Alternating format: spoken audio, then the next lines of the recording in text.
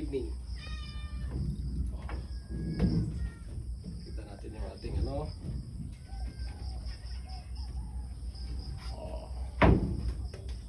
Pintuan na lang at saka yung kainan ang ilalagay natin.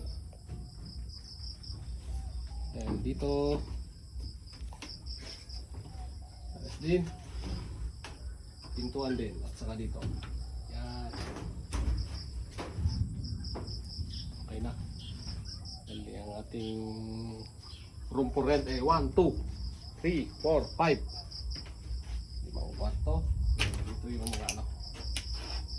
Pwede na ito pag ano na. May mga baby goats na dito sila kasi magkakaroon din dito ng harang. Yan, kagopi.